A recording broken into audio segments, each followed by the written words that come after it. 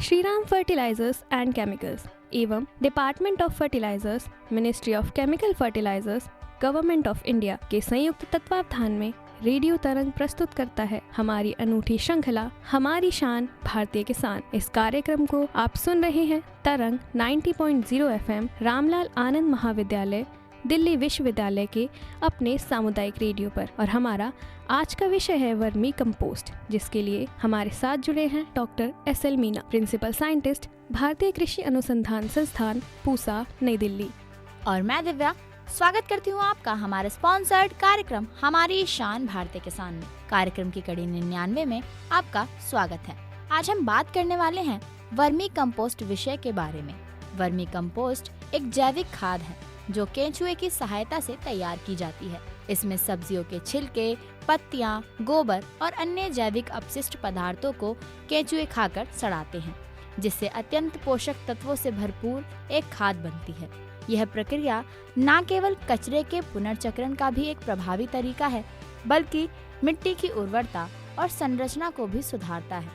Vermi compost में nitrogen, phosphorus, potassium, calcium और magnesium जैसे तत्व पाए जाते हैं, जो पौधों की वृद्धि के लिए आवश्यक होते हैं। इसका उपयोग करने में फसलों की गुणवत्ता और उत्पादन दोनों में वृद्धि होती है। साथ ही रासायनिक खादों के दुष्प्रभाव से भी बचा जा सकता है। यह पर्यावरण संरक्षण, सतत कृषि और स्वच्छता की दिशा में एक महत्वपूर्ण कदम है। और आज इसी विषय पर बातचीत करने के लिए हमारे साथ जुड़े हैं doctor SL Meena, principal scientist, भारतीय कृषि अनुसंधान संस्थान, पूसा, नई दिल्ली से। सर, आपका बहुत बहुत स्वागत है। तो सर, आज हम जैसे वर्मी कंपोस्ट के बारे में बात करने जा रहे हैं, तो मैं सबसे पहले आपसे जानना चाहूंगी कि वर्मी कंपोस्ट आखिर होता क्या है और इसका महत्व क्या है। देखिए, आपको पता है कि पौधों को पोषक तत्वों की आवश्यकता पड़ती है, तो हम उसके लिए विभिन्न प्रकार के जो है ना उर्वरक डालते हैं, खाद डालते हैं। तो उसी तरह से वर्मी कंपोस्ट भी उनमें से एक है।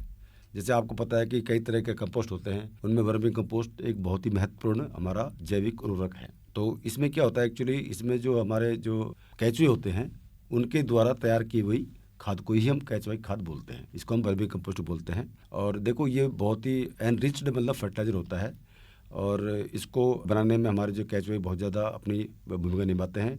यानी कि जो आपका वेस्ट मटेरियल है, जो आपका कूड़ा कचरा जो भी है, क्रॉप रेजिड्यू है, उसको ये डिकम्पोज करते हैं और खाते हैं। उसके बाद जो एक्सक्रीटा होता है उससे ही खाद बनती है। तो ये जो खाद, जो वर्मी कंपोस्ट खाद है, ये बहुत ही ज़्यादा न्यूट्रिटिव होती है, क्योंकि इसमें बहुत ज़्यादा मात्रा में nitrogen, phosphorus, potassium, calcium, magnesium, sulphur और दूसरे सूक्ष्म जो तत्व होते हैं वो भी पाए जाते हैं। और ये बहुत ही अच्छा ऑर्गेनिक एक तरह से हमारे खाद है। और इसको बनाने की जो प्रक्रिया होती है इसको हम बोलते हैं वर्मी कंपोस्टिंग। तो वर्मी कंपोस्टिंग में जो हमारा एक केंचुआ होता है, उसका नाम हम लोग साइंटिफिक नेम बोलते हैं, वो है एसाना फेटिडा। इस तरह का जो नाम का जो हमारा जो केंचुआ है वो बहुत ज़्यादा मात्रा में, ये लाल कलर का होता है, तो इसकी बहुत मात्रा में हमारे किसान भाई भी आजकल इसका उपयोग कर रहे हैं। और बहुत बड़ी मात्रा में हमारे किसान भाई भी इसका प्रोडक्शन अभी कर रहे हैं। तो सर, अभी तो हमने ये जाना कि वर्मी कंपोस्ट होता क्या है जी। अब मैं आपसे ये जानना चाहूंगी कि इसको बनाने के लिए क्या क्या सामग्री की आवश्यकता हमें होती है। बिल्कुल, देखिए, सबसे पहली बात तो है कि हमको ऑर्गेनिक वेस्ट चाहिए। जैसे मैंने बोला पहले भी आपको कि फसल अवशेष काम में ले सकते हैं, और हमारे जो किचन वेस्ट वो भी काम में ले सकते हैं, और हमारी जो गोबर होता है, काऊ का हो या हमारी भैंस का हो, उसका गोबर भी काम में लेते हैं। और कुछ हरी पत्तियां भी लेते हैं, और कुछ जैसे पेपर वेस्ट भी पड़े होते हैं उनके भी काम में ले सकते हैं। और कोई भी जो फार्म जो हमारा जो बाई प्रोडक्ट है उसको हम काम में इसमें लेते हैं। दूसरा क्या होता है, इसमें हमको चाहिए वो होता है अर्थवर्म, यानी कि केंचुए की आवश्यकता इसमें पड़ती है। और वो मोस्टली हम लोग पहले बोला था एशियनिया फेटिडा नाम करके एक केंचुआ है, उसको हम इसमें इस्तेमाल करते हैं। दूसरा क्या है कि इसमें बेडिंग मटेरियल भी हम काम में लेते हैं। बेडिंग मतलब जो नीचे बिछाते हैं ना, वो मटेरियल काम लेते हैं। तो उसके लिए हम कोकोनट कोयर ले सकते हैं, और सूखी पत्ते ले सकते हैं, और जो हमारा जो भूसा होता है, चाहे वो गेहूं का हो चाहे किसी और का हो, कड़ भी ले सकते हैं, और कोई थोड़ा सा डिकम्पोज्ड ऑर्गेनिक मटेरियल भी हम इसमें काम में ले सकते हैं। तो इस तरह के कई तरह के आपके जो कंपोनेंट इसमें काम में आते हैं, उस तरह से हम इसको काम में लेते हैं। तो सर, वर्मी कंपोस्ट बनाने की विधि क्या होती है। जी, देखिए, वर्मी कंपोस्ट बनाना एक बहुत ही अच्छी कला है, और उसको अगर सही तरीके से बनाया जाएगा तो आपका जो वर्मी कंपोस्ट है बहुत ही अच्छा होगा। तो उसमें कई तरह के स्टेप होते हैं। पहली बात तो है कि भाई इसको कैसे बनाएं, कहाँ बनाएं। तो पहली बात तो है कि साइट सिलेक्शन जो होता है वो इम्पोर्टेंट होता है कि हमारा जो साइट है वो कहाँ होना चाहिए। ऊंचे में होना चाहिए, वहाँ पानी नहीं भरना चाहिए और प्रॉपर ड्रेनेज सुविधा उसमें होनी चाहिए, ये बहुत ज़रूरी है। और वहाँ पे छाया होनी चाहिए, छाया बहुत ज़रूरी है। और वहाँ ज़्यादा धूप नहीं होनी चाहिए और सनलाइट डायरेक्ट नहीं पड़नी चाहिए इसके ऊपर, ये बहुत बड़ी बात है। और कभी जैसे भारी आपकी जो रेनफॉल हो जाती है यानी बारिश हो जाती है तो वो वहाँ नहीं होनी चाहिए। तो इस तरह की साइट आप चूज़ करेंगे, वहाँ आप उसको एक पिट बनाएंगे, वहाँ पे हमारा जो वर्मी कंपोस्टिंग का पिट होता है वो बनाएंगे वहाँ पे। तो लेकिन उसकी जो सिलेक्शन वाली साइट है वो बहुत अच्छी होनी चाहिए, वहाँ पानी नहीं भरना चाहिए और थोड़ा सा छाया होनी चाहिए वहाँ पे। और उसके बाद क्या होता है कि हमें शुरू में करना पड़ता है, हमें वो बनानी पड़ती है क्यारियाँ, जैसे मतलब पिट बोलते हैं उसको। तो उसकी जो लंबाई है वो 2-3-4 मीटर हो सकती है, लेकिन उसकी जो विड्थ होती है, चौड़ाई, वो करीब करीब 1 मीटर होती है और उसकी जो गहराई होती है वो आधा मीटर होती है। तो इस तरह से हम बना लेंगे बेड, ऐसे ऐसे बेड बना सकते हैं। तो बेड की साइज़ मैंने आपको बोल दिया है, वो कितनी भी आप लंबी कर सकते हो, लेकिन चौड़ा 1 मीटर होगी, लेकिन उसकी जो गहराई होती है डीप वो आधा मीटर होगी। ठीक है। तो अब इसमें क्या करेंगे, जो पहला हमारा जो लेयर होता है शुरू में, जो बेडिंग, उसको बेडिंग मटेरियल बोलते हैं, जिसमें आपका सूखी पत्ती हो सकती है और जो आपका नारियल है उसके कोयर हो सकते हैं और हमारा जो भूसा होता है वो भी हो सकता है, क्रॉप के जो अवशेष होते हैं, पराली है, वो भी अपने काम में ले सकते हैं। तो नीचे आप इसको 10 से 15 सेंटीमीटर की लेयर आप बना सकते हैं, उसको हम बोलते हैं बेडिंग मटेरियल। तो बेड तैयार कर लिया। उसके बाद हम क्या करेंगे, इसमें डालेंगे हम ऑर्गेनिक वेस्ट, जैसे आपका क्रॉप का अवशेष हो गया, आपका जैसे किचन वेस्ट हो गया, आपका जैसे कोई और भी प्रोडक्ट होगा वो भी आप इसमें काम ले सकते हैं। और इसमें काफ़ी मात्रा में हम लोग बाद में ऑर्गेनिक वेस्ट डालने के बाद हम इसमें गोबर की खाद डाल देते हैं ऊपर से। तो यूँ करके उसको अच्छे तरह से हम मिला देते हैं। और इसका जो रेशो होता है हमारा, जो ऑर्गेनिक वेस्ट और जो काउडंग होता है ना, गोबर, उसका जो रेशो होता है वो होता है 3:1, यानी कि 3 पार्ट हो गया आपके ऑर्गेनिक वेस्ट का। उसमें फसल अवशेष हो सकते हैं, उसमें आपका किचन वेस्ट हो सकता है, कोई और भी बायोडिग्रेडेबल जो आपका वेस्ट होगा वो भी हो सकता है, आपके क्रॉप के जो बाई प्रोडक्ट बच जाते हैं वो भी हो सकते हैं, कट भी हो सकती है, आपका एक्स्ट्रा हो सकता है, स्टोवर हो सकता है, जो कि आपका वहाँ मिल सकता है फार्म पे, वो आप ले सकते हैं। और उसमें एक पार्ट होता है हमारा गोबर की खाद, गोबर हो सकता है डायरेक्ट। उन सबको अच्छे से मिला देते हैं और इनमें क्या है कि बहुत बढ़िया न्यूट्रिएंट होते हैं इसमें, इसलिए मटेरियल को हम काम में लेते हैं। तो इसका जो रेशो होता है वो 3 से 1 का भी इसमें होता है। फिर उसके बाद हम लोग क्या करेंगे, जैसे यही सब मिला दिया आपने, अच्छे से लेयर बना दी है, उसके बाद हम डालेंगे इसमें केचुए, अर्थवर्म जिसे बोलते हैं। तो उसकी जो मात्रा होती है वो करीब करीब 1 किलोग्राम प्रति मीटर स्क्वायर के हिसाब से हम डालते हैं। जैसे हमारा 1 मीटर स्क्वायर का जो एरिया है उसमें 1 किलो केचुए होने चाहिए तोल के हिसाब से। तो हम उनको ऊपर के लेयर में डालते हैं, ऊपर उसको हम डाल देते हैं और उसके बाद उसको हम छोड़ देते हैं। और उसमें फिर क्या होता है, जो गनी बैग जो होते हैं उसको गीला करके उसको ढक देते हैं। गनी बैग बहुत ज़रूरी है और इसमें जो मॉइस्चर है वो भी बहुत ज़रूरी है कि मॉइस्चर बना रहे, इसलिए हम लोग गनी बैग को भिगो कर ही उसमें डालते हैं। फिर बाद में इसको कवर कर देते हैं और उसको अब छोड़ देते हैं, क्योंकि इसमें जो आर्द्रता है उसको बनाए रखना बहुत ज़रूरी है, इसके लिए हम पानी बार बार छिड़कते रहते हैं इस विधि में। और दूसरी बात है कि हमको इसमें करना क्या होता है एक्चुअली, कि हमको आर्द्रता बनाए रखना है लेकिन ज़्यादा पानी में नहीं डालना है। और इसका जो तापक्रम है, जो हमारा जो पिट बनाया हमने, उसका जो तापक्रम है वो बेड का तापक्रम 20 से लेके 30 डिग्री सेल्सियस भी होना चाहिए, इससे ज़्यादा भी नहीं, इससे कम भी नहीं। तो इस रेंज में तापक्रम रहेगा तो वो अच्छा रहेगा। और दूसरी बात है कि 15 दिन के बाद, हर 15 दिन के बाद आप मटेरियल को टर्न करेंगे, यानी कि उल्ट फेर करेंगे उसका। तो उससे क्या है कि अच्छे से वो खाद बनेगी, केचुए की खाद अच्छे से बन जाएगी।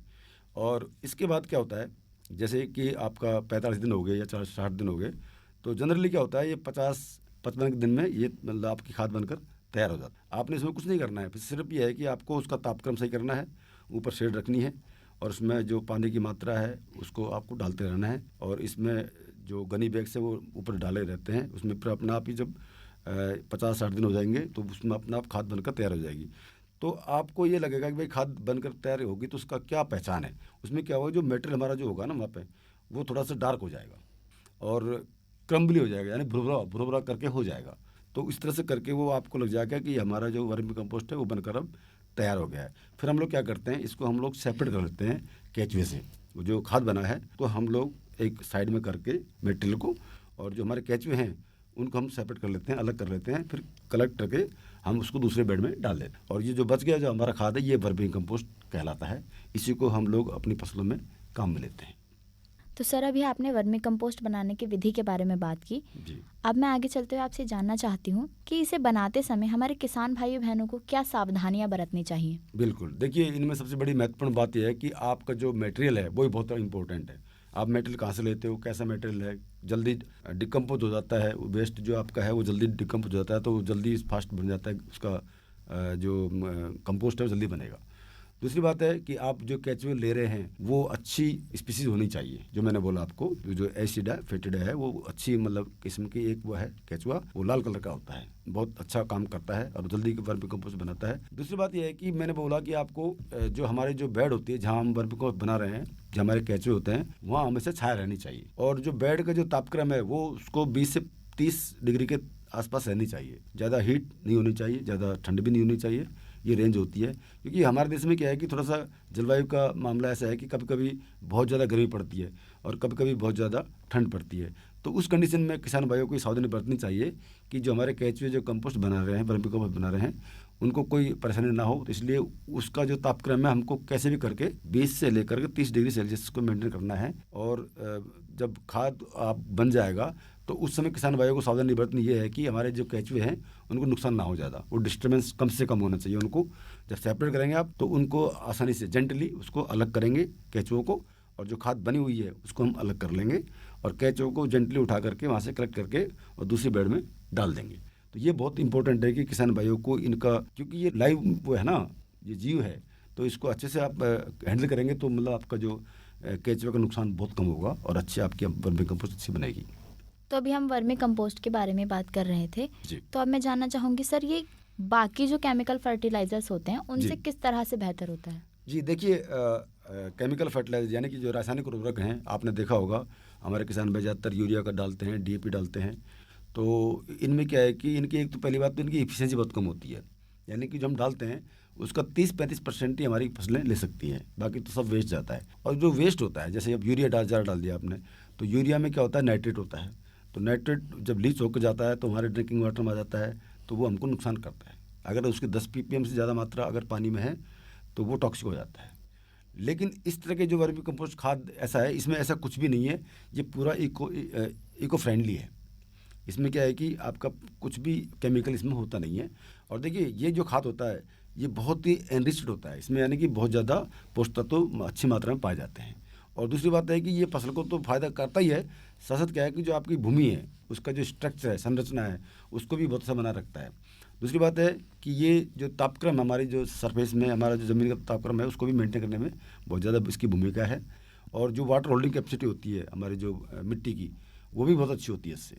अगर ज़्यादा वर्मी कंपोस्ट हम डालते हैं तो हमारे जो भूमि है, हमारी जो मृदा है, उसमें जो उसकी जो पानी की रोकने की क्षमता है वो बहुत लंबे समय तक रहेगी, अच्छी रहेगी। और इसमें क्या है कि जो एयरेशन वगैरह जो होता है, हवा का जो प्रवेश होता है, वायु प्रवेश होती है, तो उसमें भी ये बहुत बढ़िया हमारे मददगार है। तो वर्मी कंपोस्ट बहुत सारे जो खाद होते हैं, देसी खाद होते हैं, उनसे भी बेहतर है, क्योंकि उनमें वो बल्कि होते हैं, लेकिन ये बल्कि ना होकर के ये इसमें क्या है, न्यूट्रिएंट ज़्यादा होते हैं। जबकि गोबर है, गोबरी खाद जो आपकी है, दूसरा कंपोस्ट होता है, वो क्या है कि उनकी मात्रा को डालने के लिए उनकी जो क्वांटिटी है, मात्रा ज़्यादा हमको ज़्यादा डालनी पड़ती है। लेकिन वर्मी कंपोस्ट एक ऐसा है कि इसकी जो खाद है वो कमी खाद में काफ़ी न्यूट्रिएंट आपको फसल को मिल जाते हैं। दूसरी बात है कि इजीली हैंडल करने वाला है ये, और इसको आप गमलों में भी काम ले सकते हो, सब्जियों में डाल सकते हो, फ्रूट्स में डाल सकते हो। हमारी जो और कुछ दूसरी क्रॉप है, जैसे आपका गेहूँ है या जैसे आपके सरसों है, दालें हैं, उनमें आप इसका इस्तेमाल करेंगे तो आपकी जो फसल है उसका जो प्रोडक्शन है वो बहुत ही अच्छा होगा। तो सर अभी आपने ये बताया कि जो हमारा वर्मी कंपोस्ट होता है उसमें बहुत सारे पोषक तत्व होते हैं जी। तो आगे चल के आप हमें ये बताएं सर कि जो हमारी फसलें होती हैं जी, वर्मी कंपोस्ट उनको कौन कौन से पोषक तत्व देता है। देखिए हमारी फसलों को चाहिए 17 न्यूट्रिएंट। जैसा कि आपको पता है कि कोई भी हमारी जो कृषि की जो फसल होती है या कोई भी उन्नत वैरायटी होती है उसको 17 एलिमेंट यानी कि 17 पोषक तत्व की आवश्यकता पड़ती है। और ये सब के सब किसी भी आपके जो जैविक जो रासायनिक जो खाद हैं उनमें नहीं मिलते हैं। जैसे आप यूरिया डालेंगे तो यूरिया तो सिर्फ आपको नाइट्रोजन देगा, डीएपी डालेंगे तो डीएपी आपको नाइट्रोजन और सिर्फ फास्फोरस देगा। ऐसे एमओपी है, म्यूरेट ऑफ पोटास है, वो आपको सिर्फ पोटेशियम देगा। लेकिन चाहिए सभी, अब कुछ की मात्रा ज़्यादा चाहिए, कुछ की कम चाहिए। जैसे नाइट्रोजन, फास्फोरस, पोटेशियम है, इनकी मात्रा हमको ज़्यादा चाहिए। लेकिन वो जो नीचे वाले दूसरे वाले जो पोषक तत्व हैं उनकी मात्रा कम चाहिए, पर वो भी एसेंशियल है, उसको डालना जरूरी है, भले उनकी मात्रा पीपीएम में ही हो, लेकिन वो बहुत ही महत्वपूर्ण होते हैं। अगर वो नहीं होंगे तो आपकी फसल ना उसमें जो प्रोडक्शन है, यील्ड है, वो अच्छी नहीं होगी। तो ये वर्मी कंपोस्ट जो होता है ना, इसमें सारे के सारे आपके सारे जो सारे न्यूट्रिएंट हैं वो इसमें मौजूद होते हैं, वो सारे इसमें मिल जाते। तो आपका जैसे नाइट्रोजन हो गया, फास्फोरस हो गया, पोटासियम हो गया, थोड़ी क्वांटिटी आपको ज़्यादा देनी पड़ेगी, लेकिन ये सारे न्यूट्रिएंट इसमें। दूसरा फिर आपके जो है ना सेकेंडरी न्यूट्रिएंट्स हम बोलते हैं, कैल्शियम, मैग्नीशियम, सल्फर, ये बहुत ही इंपॉर्टेंट जो हमारे न्यूट्रिएंट है, सेकेंडरी न्यूट्रिएंट है, लेकिन ये बहुत ही महत्वपूर्ण है।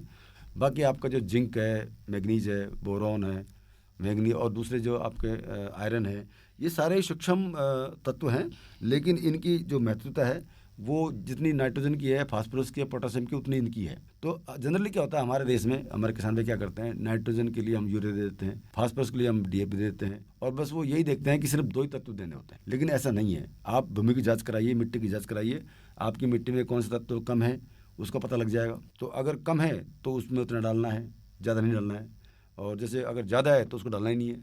तो ये आपको देखना पड़ेगा। आपका आज को पता है, आजकल जो भारत सरकार का जो हमारा जो सोइल हेल्थ कार्ड है वो भी जारी किया हुआ है।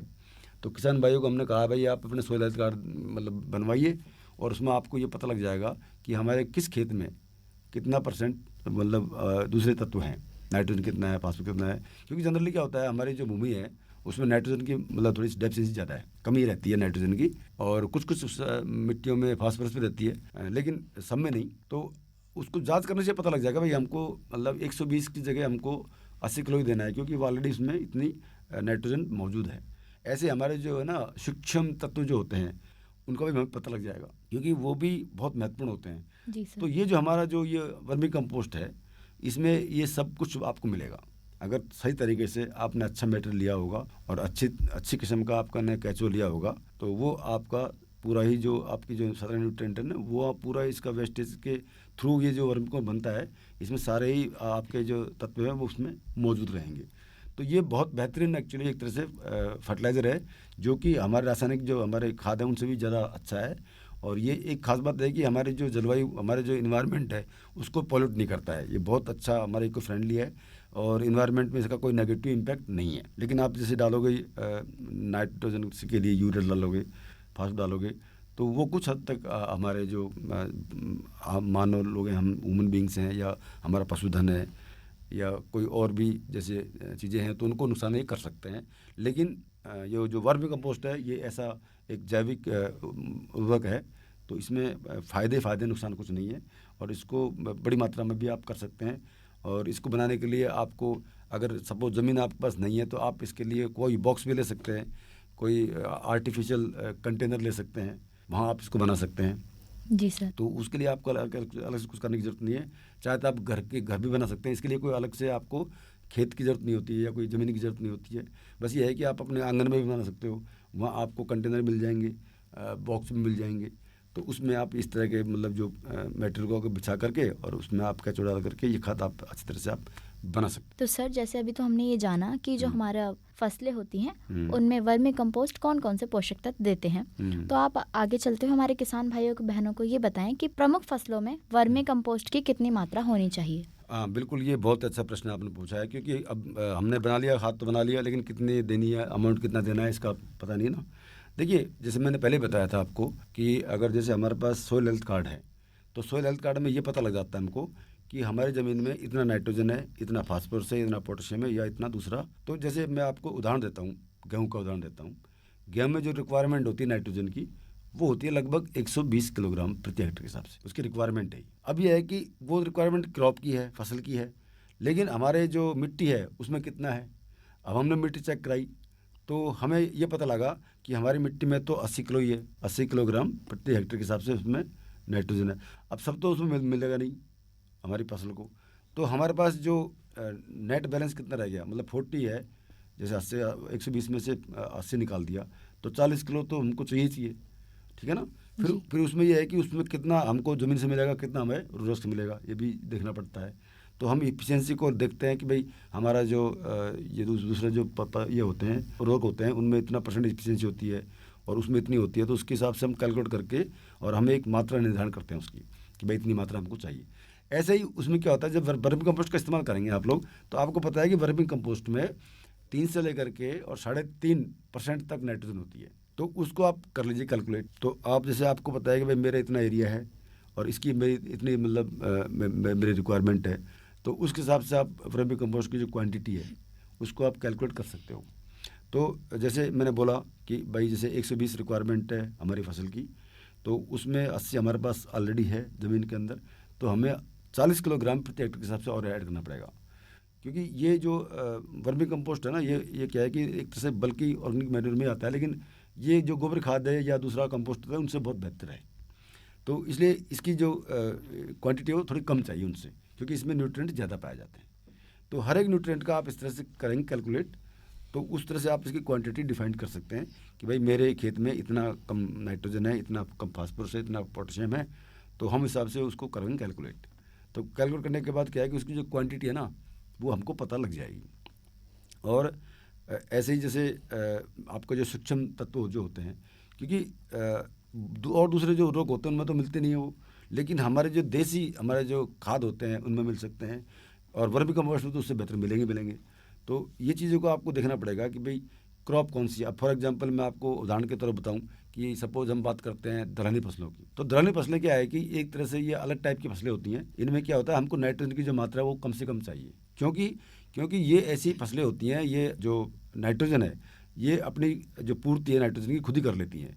क्योंकि आपको पता है कि हमारे वातावरण में 78% नाइट्रोजन है, लेकिन हर कोई पौधा उसको ले नहीं सकता। लेकिन दलहनी फसलें जो होती हैं, जिसको हम बोलते हैं लेग्यूम, वो ऐसी फसलें होती हैं कि वो नाइट्रोजन को हवा में से लेकर के और अपनी जड़ों में फिक्स कर देती है। उनकी जड़ों में क्या गांठें होती हैं, और उन गांठों में होते हैं राइजोबियम।